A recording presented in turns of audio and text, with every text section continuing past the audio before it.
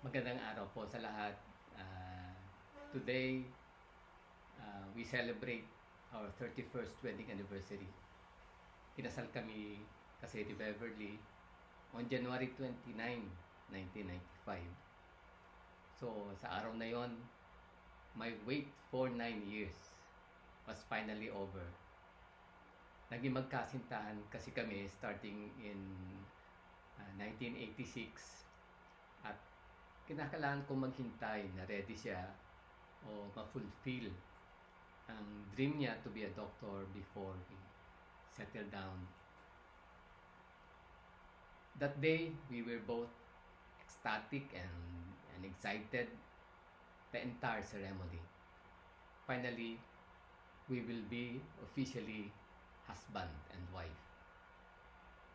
But then, may kunting pag-agam-agam rin dahil while we wanted to be best partner para sa isa't isa, pero problema, wala kami experience how to become one.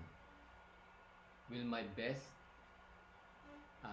be enough for her and vice versa?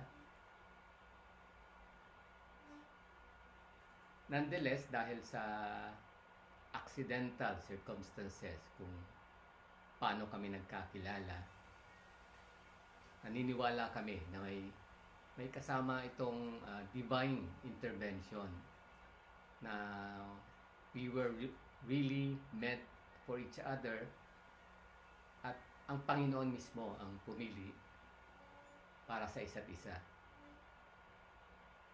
Ito ang pinakabuod ng aming paniniwala at pinanghawakan as we started our journey to a better for worse, in sickness and in health, and till death do us part na klase ng partnership.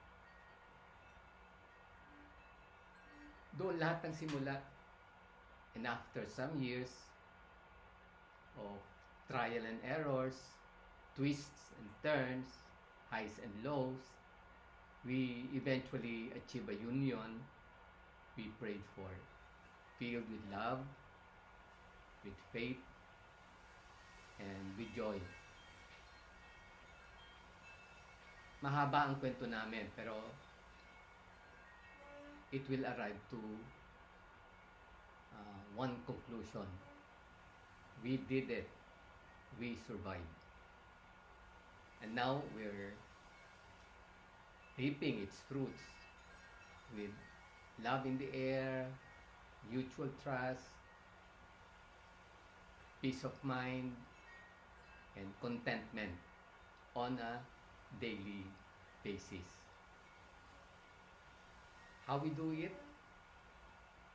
I'm sharing to you, some of our nurturing routines which we practice regularly.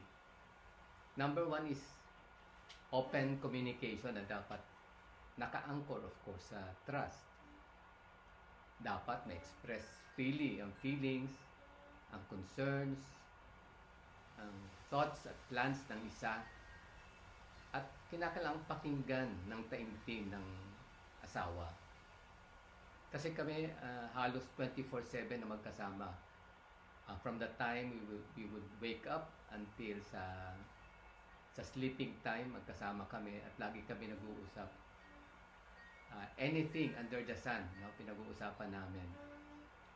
Sharing of ideas, discussion of this and that about our family, about our community in Bacolod and in the Philippines and the other countries.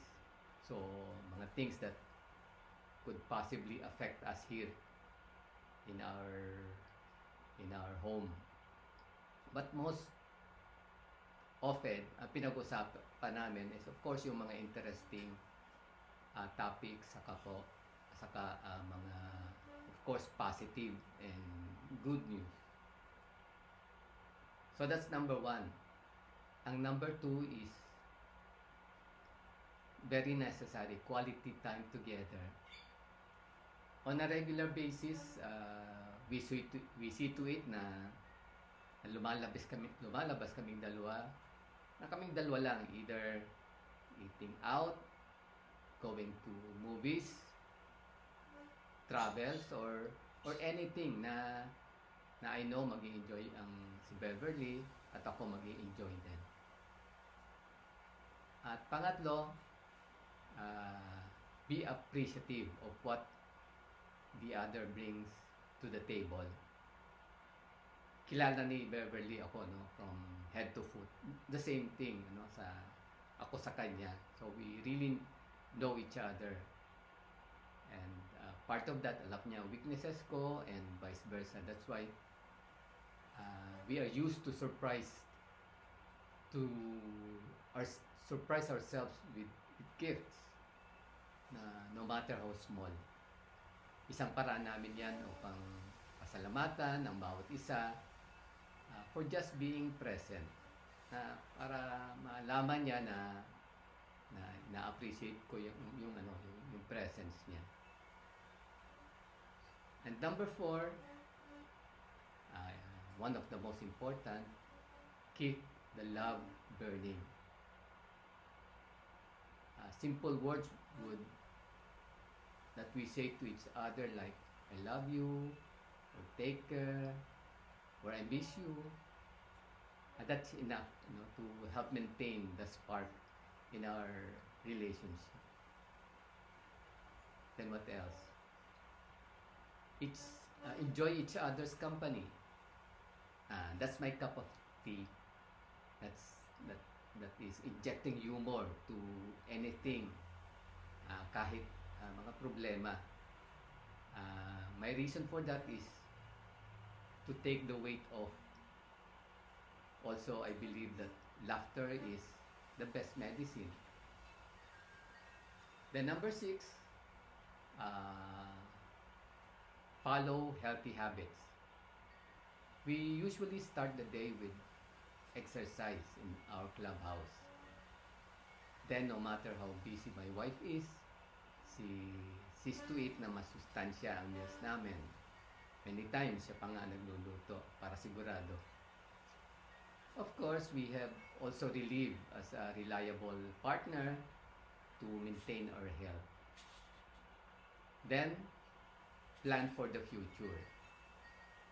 Now that we are no longer young, ang retirement plans ang exciting topic namin most of the time. Yung buhay sa bukid, actually ang dream namin, magtatanim, gaalaga ng mga hayop, or in short, magko-commune sa nature para zero stress.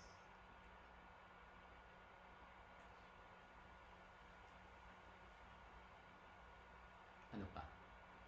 So I think that would be what we can share to you about how we nurture our love to each other. So in closing, our union for 31 years is best described by this: a wedding ring na since January 29, 1995, suot-suot ko na. Hindi ko yan hinuhubad. Except in 2019, nung magkaroon ako ng surgery, pero that's good for a few days lang. Ang ring kasi, I believe, symbolizes an unbroken circle of love, commitment, and faith sealed before God. This represents a sacred covenant, freely given and faithfully lived through Christ. So also this ring is a constant reminder of our vows of self-giving love, sacrifice, and fidelity. It reflects unity in joy and suffering, perseverance in trials, and hope rooted in God's promises. choices. To my wife Beverly, truly, honestly, I cannot live without you. I love you more than words could ever express. Happy anniversary